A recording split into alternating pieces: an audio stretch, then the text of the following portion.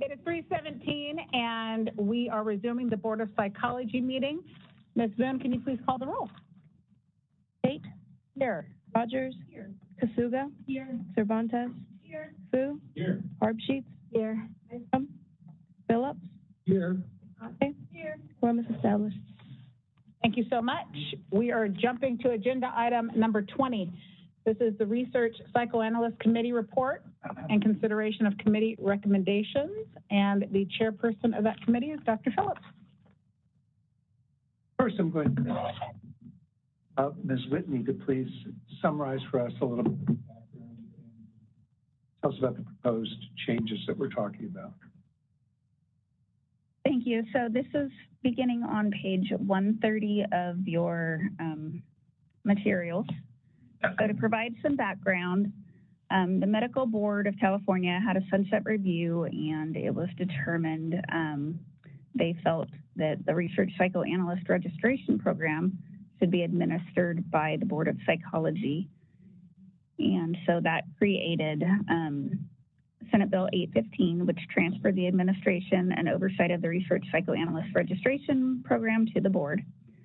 The effective date of transfer is going to be January 1, 2025, and there are statutory and regulatory changes that will need to be implemented to conform the Research Psychoanalyst registrations with the current practices of the Board of Psychology. So over the next couple years, we're going through various steps to implement these, and we have held 3 committee meetings in 2024 and 1 stakeholder meeting. And with this, we are making amendments to the Business and Professions Code, and we will need to include these in our upcoming sunset review.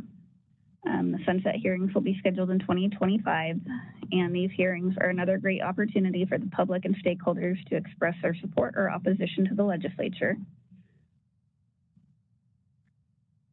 And the Senate and Business Professions and Economic Development Committee will place those amendments into statute effective January 1, 2026. Once we have statutory authority, we can start making changes to the regulations.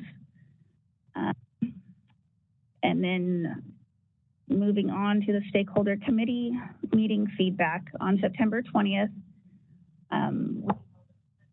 stakeholder meeting, and heard public comment. We actually had positive turnout from current registrants that are registered with the medical board. One of the questions that came up was why licensure versus registration. So public comment requested that we look into creating a licensure category for the research psychoanalyst instead of a registration category. And the committee determined that if the registration were to become a licensure, they would need to develop a new national licensure exam and a state law and ethics exam. And this would be cost prohibitive to develop the new exams and would cause an increase in fees to registrants. Furthermore, the committee heard feedback to reduce the additional requirements already contemplated for this registration transfer. The desire for a licensure category would necessitate even more requirements for consumer protection purposes. And consequently, the committee does not recommend to the board that it seek legislation allowing the research psychoanalyst registration program to be converted into a licensure category. The next concern was pre-registration coursework. There was discussion about adding 6 coursework requirements to the research psychoanalyst prior to registration. To clarify, this coursework would be a one-time requirement similar to the existing rules governing psychologist applications.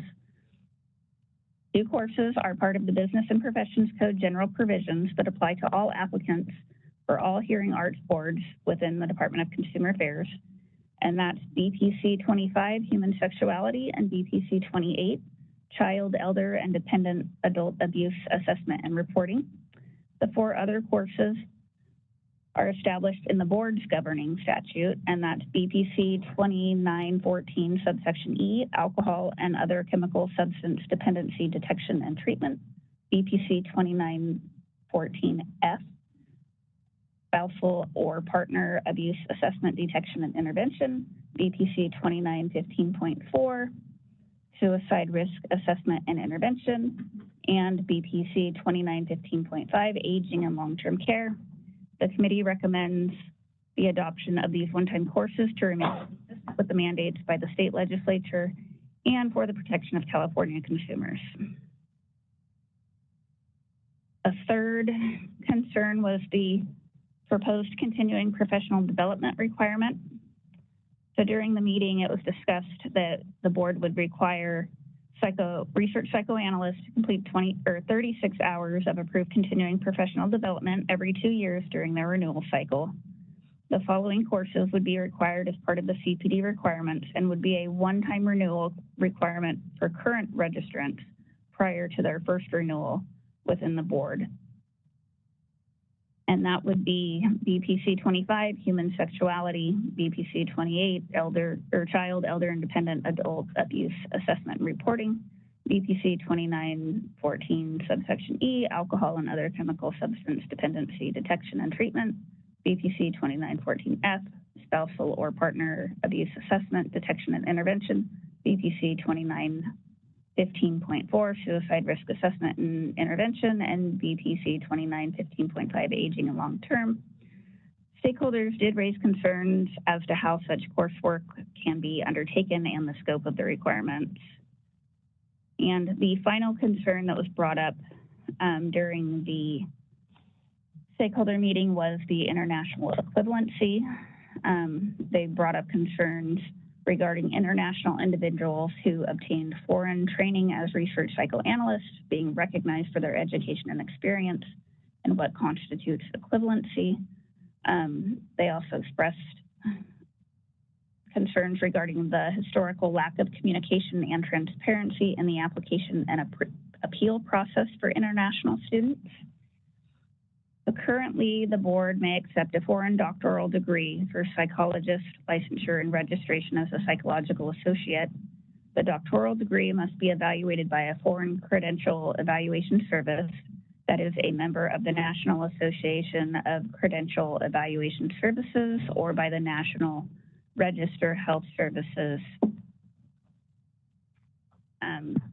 Members of these associations are required to submit the evaluation to the board directly and include in the evaluation a transcript in English or translated into English by the Credential Evaluation Service of the degree used to qualify for licensure, an indication that the degree used to qualify for licensure is verified using primary sources, and a determination that the degree is equivalent to a degree that qualifies for licensure or registration.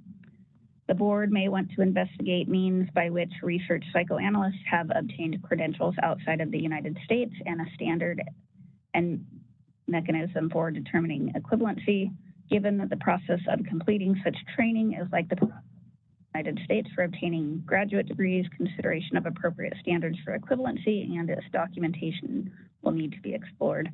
There is an action item. We do have some regulatory language that we are recommending the board discuss and adopt the committee's recommended changes to statutory and regulatory language. But before that, I will open it up to Dr. Phillips and Mr. Fu for any further comment on this. Just to frame the discussion, why don't I go ahead and make the motion to adopt the committee's recommended changes to the statutory and regulatory language, then we can have our discussion. And I'll second it. Oh, sorry, Dr. Harpsheets. That was seconded by Dr. Fu. Oh, Mr. Fu. Motion. I know. Isn't that exciting? You don't need a promotion. You're already special. Wow. It's the afternoon. Yeah. What do you want from me? I've had plenty of sugar. So, are there any board comments? I can give a little bit more background information if that's helpful. So, for those of you that are not familiar with research analysts, they are people that historically have gone through traditional psychoanalytic training, but do not have a primary degree in mental health. So they're not licensed as a mental health. They instead become research analysts by going through the analytic training, which is quite rigorous and quite lengthy and quite expensive. And then under the current regulatory scheme that we are trying to tweak, there is they can spend up a third of their work time doing analysis with patients. And the remainder of the time needs to be taken up with things like research, writing, publishing, a lot of our university professors or teaching their psychoanalytic institutes, supervision of people that are in training. So they go through quite a rigorous program, but they don't have a license before they become a provider of mental health services. So part of our concern was that even other psychoanalysts have actually, because they're also licensed, a typical psychoanalyst already has a license or receives a license while they're in the midst of their training, they go through the requirements that their board requires of them. Some of these requirements are fairly universal. The two that obviously apply to all DCA boards, but suicide risk assessment intervention is required for all the BBS licensing categories as well. I'm not sure if that's true of people that are in psychiatry, but so I think there was a lot of resistance to the idea that there was going to be so many additional hoops to jump through. We tried to tell them that it's fairly easy to get these hours, and some of them can count toward their continuing professional development. That there are online programs that are available that would constitute a basis for meeting these requirements, and there may be programs that are through their institutes that are certified by the American Psychological Association, California Psychological Association, or the National Council for Medical Education or something, NCMEC, whatever that is. So there was some concern about all the pre-registration and or subsequent coursework that needed to be done. There was some objection to continuing professional development requirements. There was concern about licensure. The truth of the matter is, in order to have licensure, they're going to have to jump through even more hoops and take a national licensing exam, which, as far as I know, doesn't exist. So I don't think licensure is probably realistic. I think the idea behind it was because they're not licensed mental health professionals, they're not able to get insurance reimbursement for the work that they do, or it's not accorded the same seriousness in some circles. And then finally, the international equivalency thing came up where people that have trained as research psychoanalysts at psychoanalytic institutes in other countries are have a difficult time getting registered here as research psychoanalysts because they went through kind of a mysterious process with the medical board, and sometimes it was denied and sometimes it was allowed, and it was never quite clear where the line was.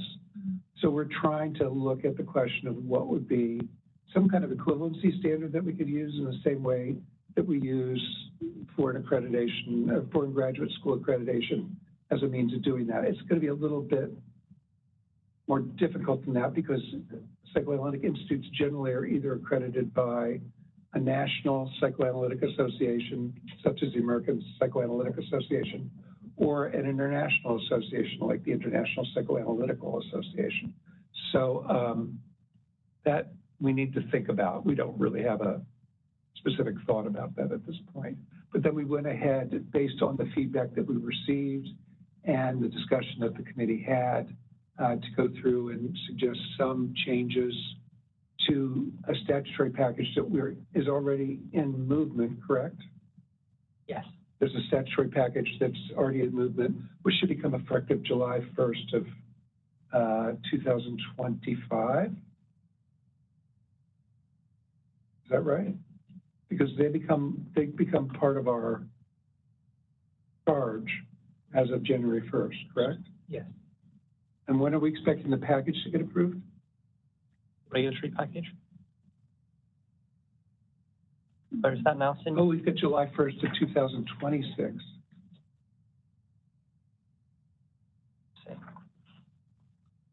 So if I could just jump in on Yeah. a little bit of context on this. the statutory changes take effect January 1. You may recall that there are some existing enforcement mechanisms embedded in the statutory changeover. So they come under the board's jurisdiction January 1. There's existing enforcement authority January 1. The regulatory packages are additional pieces that are coming over from the medical board that weren't in the statutory changes. I'm not exactly sure what the time frame is of the regulatory packages, but there will be on January 1 existing regulations and requirements that are in the statute that will apply January 1, independent of any reg packages. Okay. And then there is an initial regulatory package, which is, it's drafted, it's been approved, and it's working its way through now, which should be adopted, we think, in the earlier part of 2025, it essentially will make our regulations correspond to what medical boards currently are, with a few minor tweaks. Then we have the next phase, part 2, is the statutory changes, which you're considering today, and then regulatory changes, which would then be made as sort of a subsequent to that, which would implement the statutory changes you'll be considering today. So then I assume then January 1st of 2026 would be when we're hoping to have the statutory changes in place. Yeah. And July 1st of 2026 is when we're hoping to have the regulatory package that's included with these materials approved. Yes. Okay. And then the language that's approved here, our goal is to submit it to the Senate committee for our sunset bill, and it would be included in that. If for whatever reason the committee says, no, this is not, we don't want to include this in your sunset, we would then seek an author independently. Which might make it a lengthier process, but it could do, but we would. But yeah.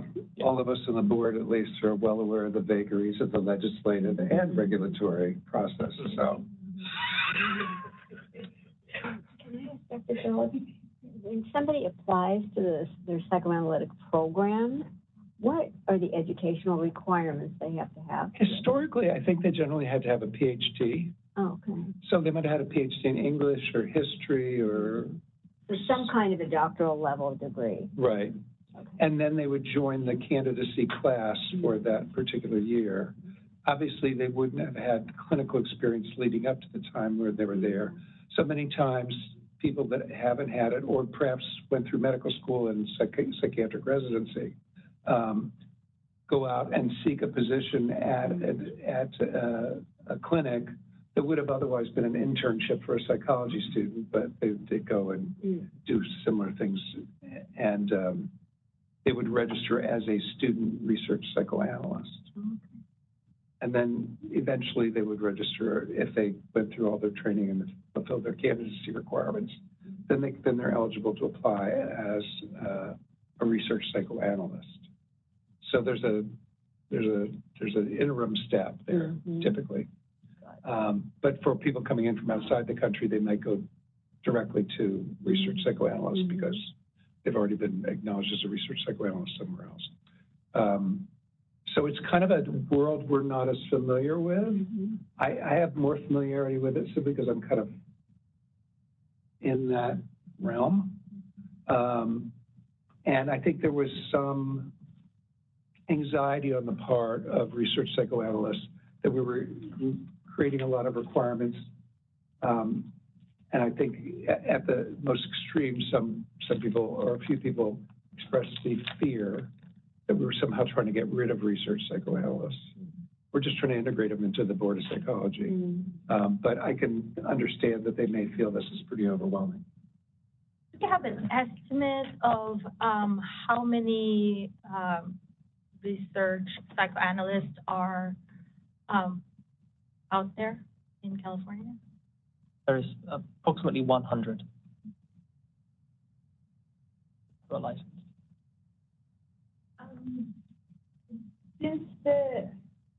Since the universe of licensees in this area is relatively small compared to the rest of our pool, I'm curious, is the training for research psychoanalysts more common abroad?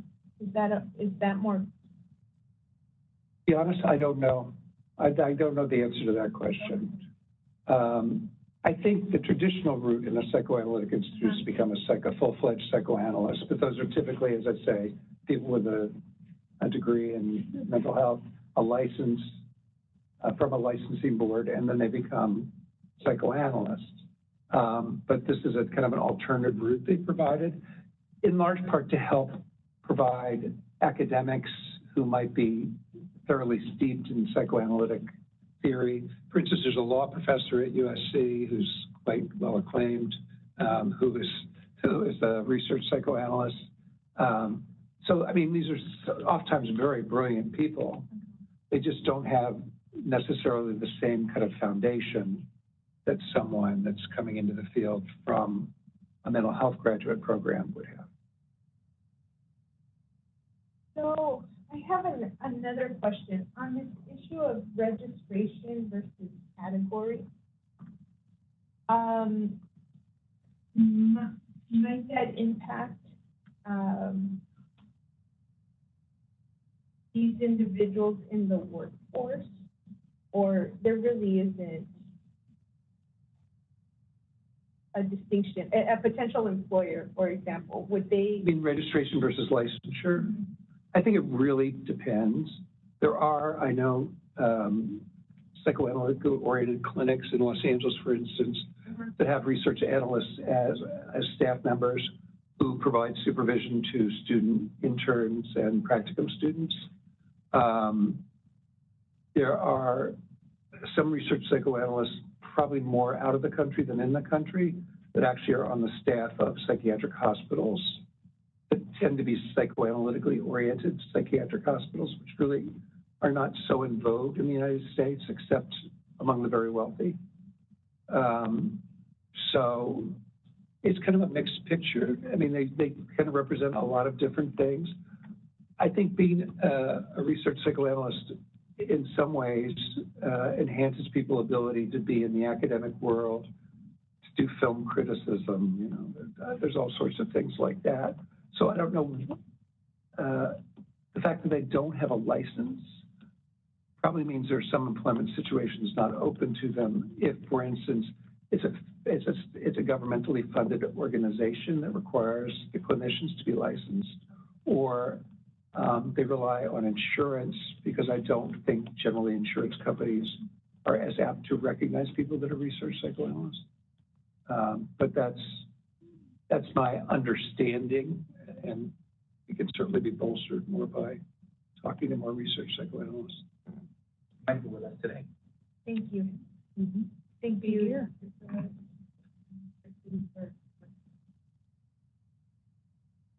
So in the Bay Area, there are several psychoanalytic institutes in Marin and in San Francisco. And in the graduate program I was, we had a research psychoanalyst teach us our psychoanalysis or psychoanalytic theory classes. So they could be adjunct faculty members in psychology programs, as well as clinician in a psychoanalytic institute for people that are looking for, you know, real kind of like full psychoanalysis type treatment or services. And oftentimes they're on the supervising and teaching faculty of their institute. That's not really employment, that's more, I mean, I don't think they can really get paid substantively any significant money for doing that. That's just an honor to do that. For the supervision, they do get paid by the individual candidate. So it's a world a bit different from what most psychologists experience. And we want to recognize that difference in crafting the regulations and statutes out of respect for what they do. But I have the feeling that that some folks were so overwhelmed by the changes that we were proposing that they felt almost attacked by it. I can understand. Public comment? Any more board comment or questions? Is there any public comment for people in the room? Is there any members of the public in the room? No, it doesn't look like it. Okay, Mr. Moderator, could you open that up for public comment? Absolutely. We are now taking public comment via WebEx. If you'd like to make a comment, please raise a hand by tapping that hand button at the bottom of the screen. Dial-in users dial *3 to raise a hand. We will call on people in the order we have requests. And it looks like our first request is going to come from Stephanie Evans. Hold on just a moment. We're sending you a request to unmute your microphone.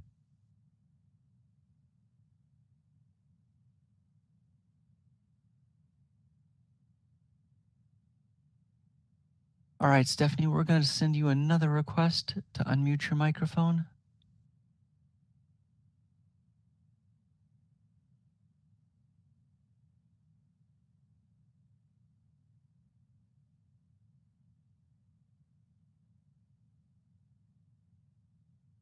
There, I see you're unmuted. Can we do a quick mic check?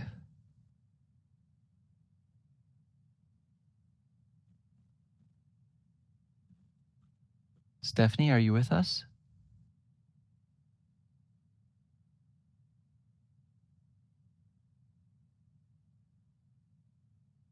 Hold tight. I'm going to see if we can put some instructions on the screen. I think I just heard you. Are you there, Stephanie?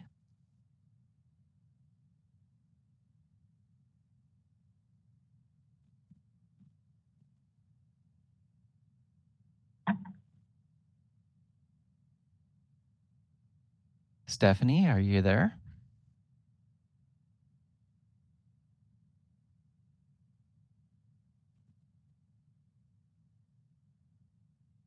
I have instructions on the screen, and hopefully that will help you.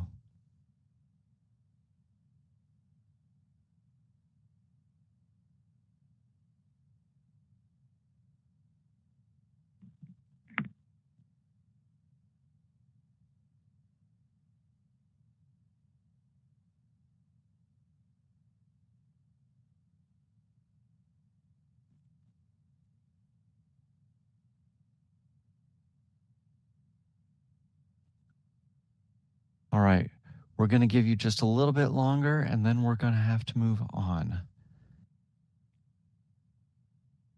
Please double check that you've got the correct headset or speakers selected, the correct microphone, by clicking the drop-down button right next to your mute unmute button, bottom of your screen.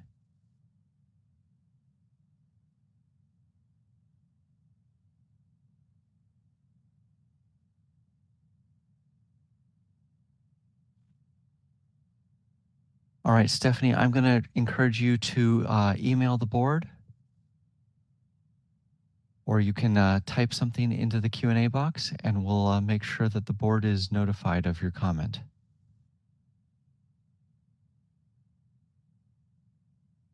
And with that, that is our only request for public comment. Do you wish to continue, or do you want to try and give Stephanie more time?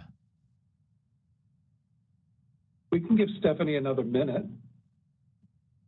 All right, Stephanie, put that hand back up. We're going to unmute your microphone again and see if we can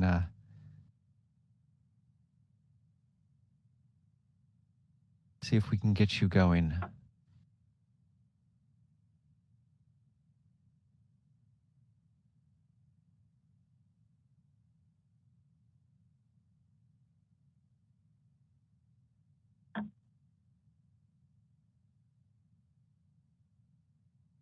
All right, I see you've unmuted.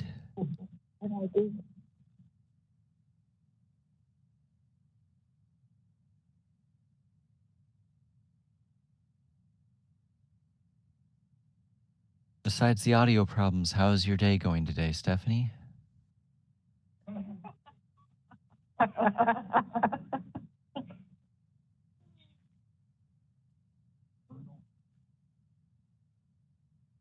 Feel free to shout out, testing 1, 2, 3.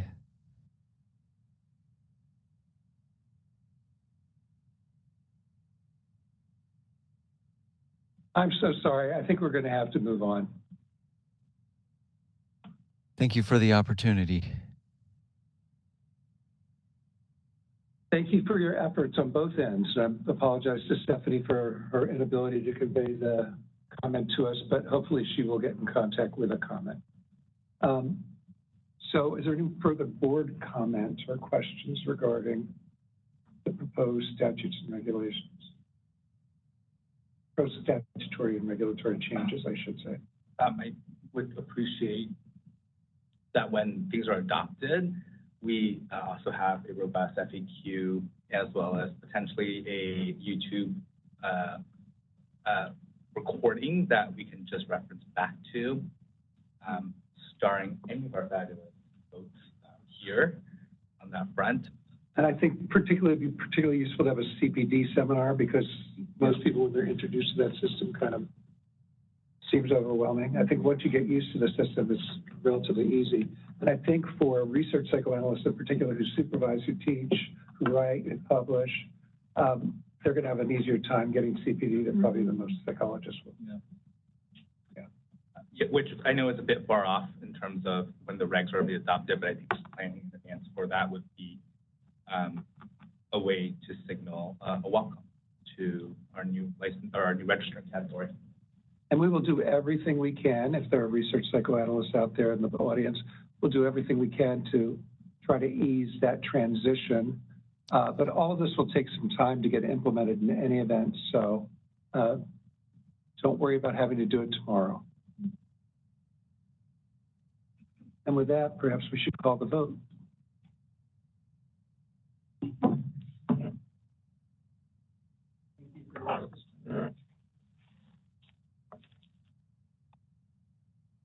Tate? Aye. Rogers? Kasuga? Aye. Cervantes? Aye. Fu? Aye. Harpsheets? Aye. Nystrom? Phillips? Aye. Tate? Aye. Motion passes. Thank you very much, Ms. Boone. Thank you. We are going to move to agenda item number 24. This is the board's 2025 Sunset Review Report. Mr. Burke. Thank you, Dr. Tate. This is an informational item.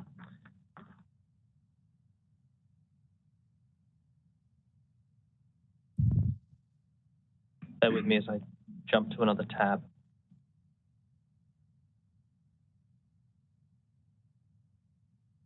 Okay. So, is in the hand carry material. So what the board was submitted material-wise, it's a draft, a working draft still of the board's sunset report. The board received the template to fill out from the Senate committee in July 2024. Sunset review oversight process. It allows the legislature to review the laws and regulations pertaining to each board and evaluate the board's programs and policies to determine whether the board operates and enforces its regulatory responsibilities and is carrying out its statutory duties. It also examines our fiscal management practices and financial relationships with other agencies. Through Sunset Review oversight, boards are also evaluated on key performance measures and targets related to the timelines of action, enforcement, and other necessary efforts to serve the needs of and adequately protect California consumers while promoting regulatory efficiency and effectiveness. Board staff reviewed and discussed the draft version of the report with the Sunset Review Committee, which is of Dr. Phillips and Ms. Nystrom, on October the 16th. The attached draft is provided for the board's review and consideration, but please be mindful that this is a draft and it's going to continue to be worked on in the coming weeks, significantly worked on. It will be sent then to members of the committee first for their input, after which it will be sent out to the board members prior to the special meeting that's scheduled for December the 20th, 2024.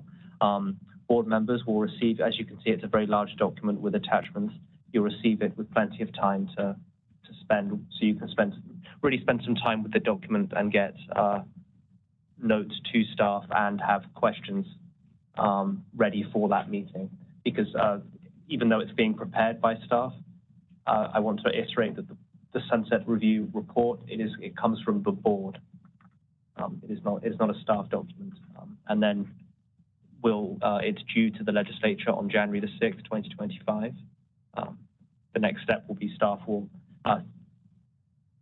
legislative staff will review it. They will send some follow-up questions, and then a hearing will be scheduled. Does anyone have any questions? Like I say, it's completely informational at this time, but these are the timelines and next steps. I just wanted to say that nothing says the holidays like reading a Sunset Review. Thank you for that. Any other comments from Mr. Burke? Questions? Holiday comments? Any public comment in the room regarding agenda item number 24? Mr. Moderator, can you please open up public comment on WebEx for agenda item 24? We are open for public comment on agenda item 24. Please raise a hand by tapping that hand button at the bottom of the screen. Dial-in users, dial *3. And as a reminder to our mobile device users, you may need to hit the ellipses button, that's the ...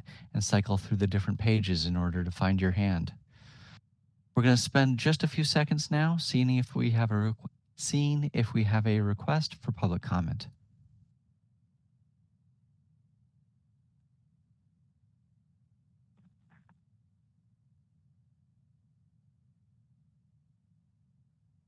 Seeing no request for public comment, do you wish to continue? Yes, thank you very much. Moving on to agenda item number 27. This is the Legislative and Regulatory Affairs Committee update. Dr. Cervantes. All right. Wow. Well, this is situated. We had a very productive year. I'm happy to have worked with Dr. Stuba and Dr. Phillips on the committee. This is the second year of a 2-year legislative cycle that ended in September. So today, with the help of Mr. Polk, we are going to hear information items regarding legislation that the board adopted a position for earlier in the year. So the first item A is SB 1526, Consumer Affairs Psychological Associates Business and Professions Code 2019, changes to Supervisor Fee Business and Professions Code 2987, Health and Safety Code 124260. This item begins on page 273 of the combined packet. Now I'll turn it over to Mr. Polk. Thank you. Senate Bill 1526 was in part of the proposal that board staff submitted to the Senate Committee on Business Professions and Economic Development for technical non-substantive changes to be included in the committee's omnibus bill. The proposal is provided in the meeting materials as attachment 2. The proposal included amendments to Business Professions Code 2913, 2987, and Health and Safety Code 124260. Senate Bill 1526 was introduced by the Senate Business Professions and Economic Development Committee on March 18th. The bill language included the board's proposal amendments to Health and Safety Code 124260 and was later amended to include Health and Safety Codes 1374.72 and 128454. Those amendments updated the registration categories with current registration titles and removed reference to the title of registered psychologist. The proposed amendments to Business Professions Code 2913 and 2987 were determined to be included in the board sunset for 2025 as they were not included in the bill language. Throughout the legislative process, board staff submitted support position letters to the Senate and Assembly committees and members. Senate Bill 1526 passed each committee in the legislative process. And on September 12th, staff submitted a request for signature letter to the governor's office. And on September 22nd, Senate Bill 1526 was signed and approved by the governor. And that concludes my report for Senate Bill 1526, and happy to answer any questions. Thank you. Is there any questions or comments from the board?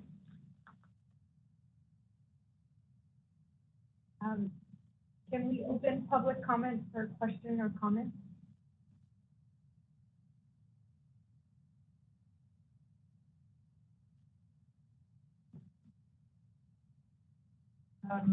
On WebEx?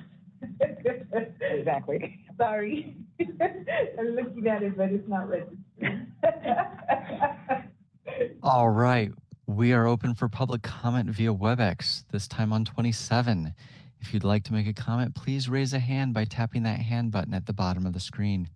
Dial-in users, dial *3 to raise your hand. We will call on people in the order we have requests. We're going to take just a few seconds now to see if we have a request for public comment.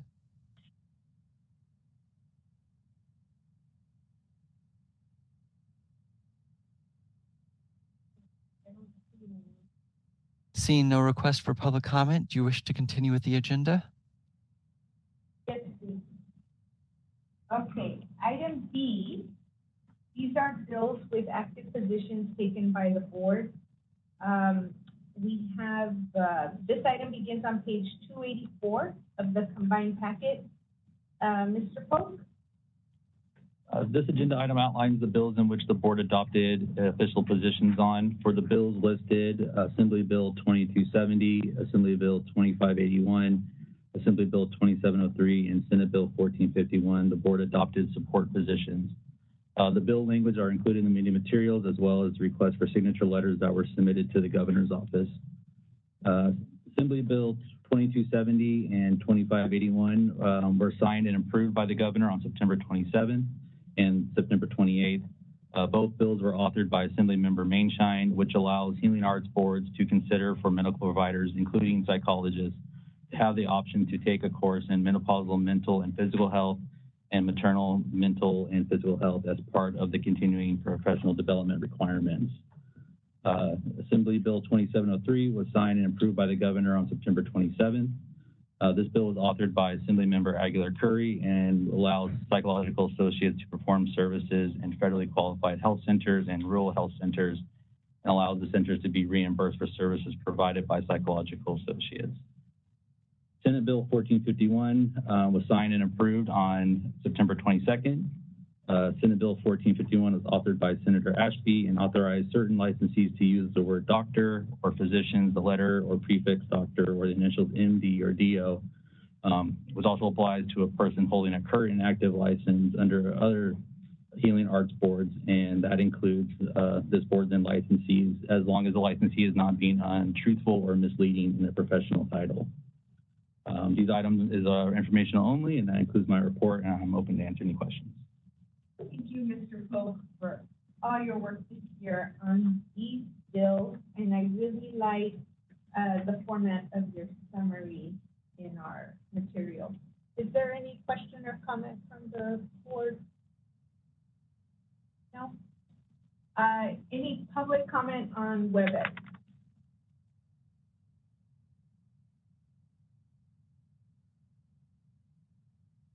We are open for public comment. My apologies. 27B. We are open for public comment on 27B as in Bravo. If you'd like to make a comment, please raise a hand by tapping that hand button at the bottom of the screen. Dial-in users, please dial *3 to raise a hand, and we will call on people in the order we have requests. We're going to take a few seconds now to see if we have a request for public comment.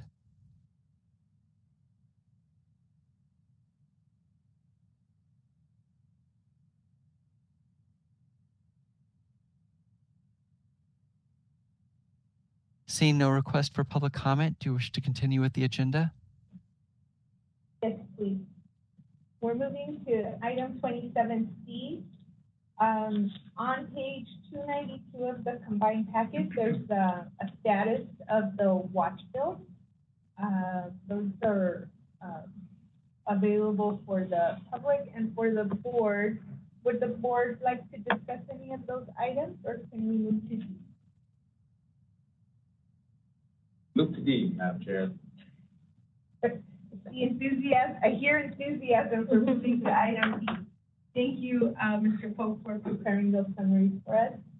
Item 27D is legislative items for future meetings. The board may discuss other items or legislation in sufficient detail to determine whether such items should be on a future board meeting agenda and or whether to hold a special meeting of the board to discuss such items pursuant to Government Code Section 11125.4. Is there any board or staff comment for item 27D?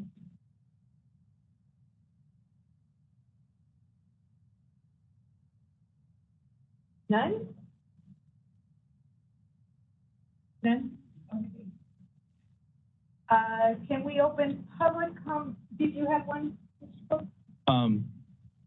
For future items, I just want to state that included in the board sunset is proposed changes to address issues that have been identified by the board through numerous board and committee meetings. The proposed changes can be found in the sunset review report under section 10 issues.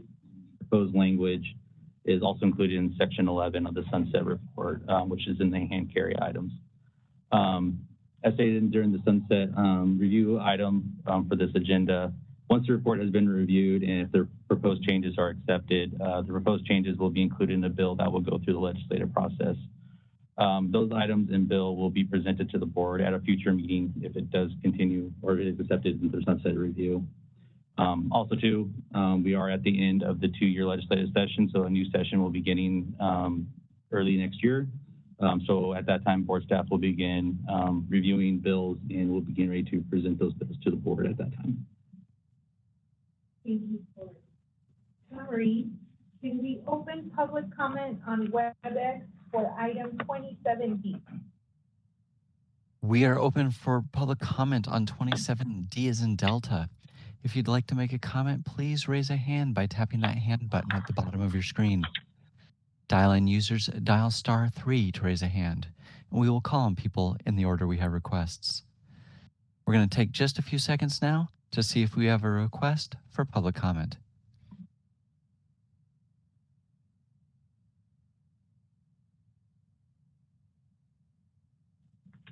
Seeing no request for public comment, do you wish to continue with the agenda? Yes, thank you. The next, can we go into 28? Absolutely. Yes, okay. So, for keeping Mr. Pope in the hot seat for item 28, regulatory update, review, and consideration of additional changes. And this item begins on page 295 of the combined package. Yeah, so the regulatory update on the memo, it does provide the statuses of the numerous regulatory packages the board currently has in works. First off, I'd like to highlight item A, which is the inactive status for psychological associates. A little background on this, inactive status would allow a psychological associate who has an active status to request to the board to place their registration on inactive if they don't have a primary supervisor or if there was any type of disruption in services. And if the inactive status is granted, then it would stop the clock on their 72-month limit that held the registration. This package was approved by the Office of Administrative Law on October 21st. It has an effective date of January 1st of 2025, and board staff is currently working on implementation and getting an advisory out through our listserv. The approved package documents is currently on the board's website under the regulatory page under the approved regulations. And the advisory is also listed on the board's main page as well as the regulatory page as well. And also, too, I'd like to highlight item F, the EPPP2 regulations with the recent developments of the EPPP2. That package incorporated the EPPP2 implementation as well as implementations of Assembly Bill 282, which passed last year, which would change the structure of when a licensee can take the EPPP Part 1 and complete. Since it's all tangled and working together, at this time, board staff is pausing that work and is going to be looking to do a separate regulatory package specifically for the implementation of AB 282. So we're hoping to have that language presented to the board. We're hoping to have it done by the February meeting and ready to present and hopefully get that passed so we can get that secondary package going. That includes my report. I'm happy to answer any further questions. Thank you. Is there any questions or comments from the board? Dr. Archie? On item B, the disciplinary guidelines and uniform standards, what kinds of changes are in that regulatory package? For that one, update the disciplinary guidelines and uniform standards for substance abuse licensees. So it makes the language current with current practices and current statutes. So that one would overhaul that whole aspect of the disciplinary guidelines. Currently, that package is working with fiscal. So once it gets through fiscal, then we can get that package over or out for the 45-day public comment period. Are these substantive changes? Yes.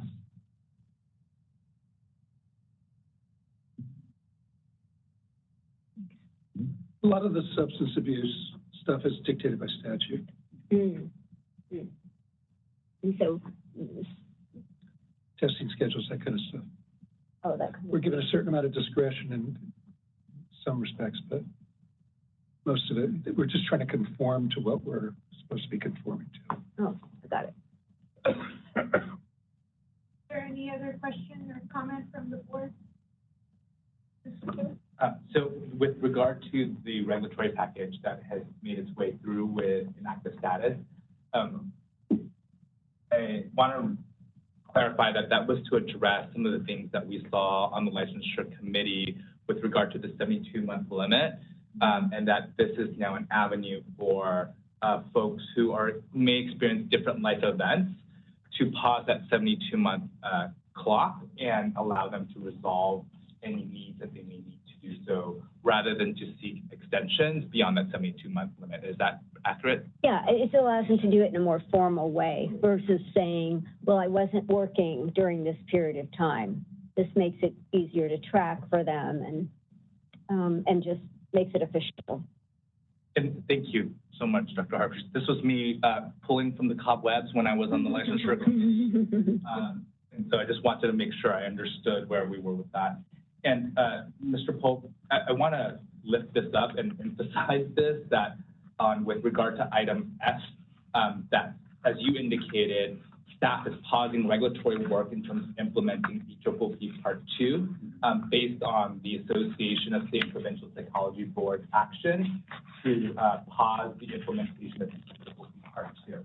So we received a lot of public comment on other items for the agenda that will be taken up tomorrow, is my understanding, Madam President.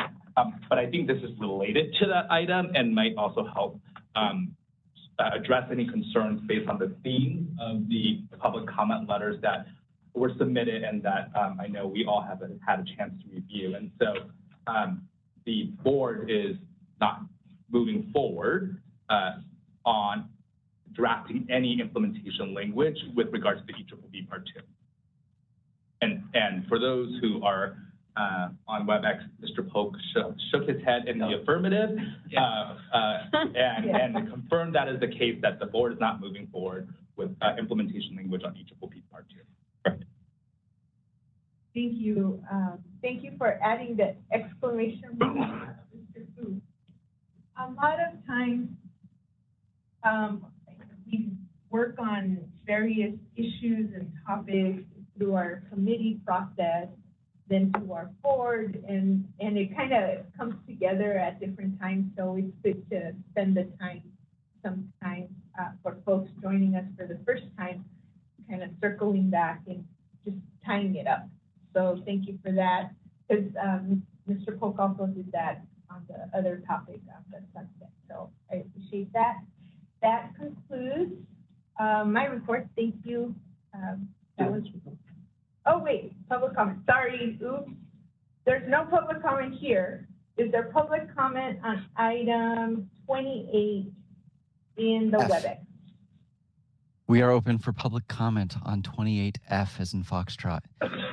If you'd like to make a comment, please raise a hand by tapping that hand button at the bottom of the screen.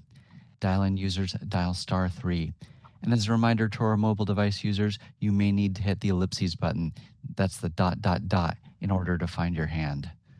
We're going to take a few seconds now to see if we have a request for public comment.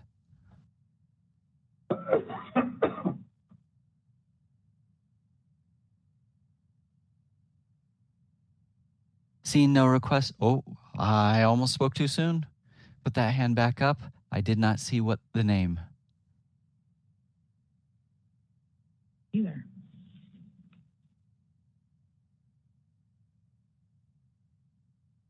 All right, maybe it was a mistake. We're going to give you a few more seconds before we move on. If you actually would like to make a public comment, please put that hand back up.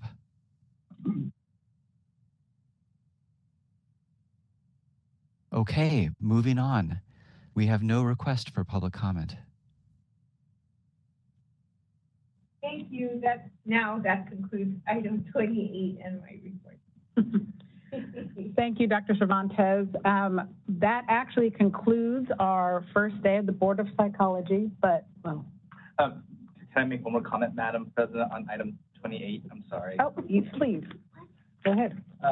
Well, it was actually more, when the board considers item 23 tomorrow with regard to possible action regarding the board's position, because we might have a new set of observers, would you, when you introduce the item, just mention that the board is not moving forward implementation language as you tee off that conversation for any new participants?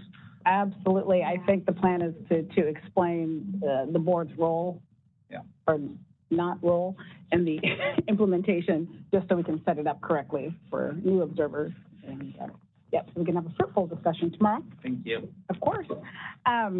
Before we end for today, there's two things. Tomorrow on our agenda item number 22 says update, presentation, and discussion on California Psychology Internship Council, or CAPIC, sunset. That item will be moved to the February 2025 meeting, so we will not be taking that up tomorrow. And Mr. Polk, can you please give us the CPD info for everyone? Thank you for attending the board meeting today. For attending the full duration of today's meeting, you will receive 6 hours for your attendance under CPD category number 1, attendance at a Board of Psychology meeting.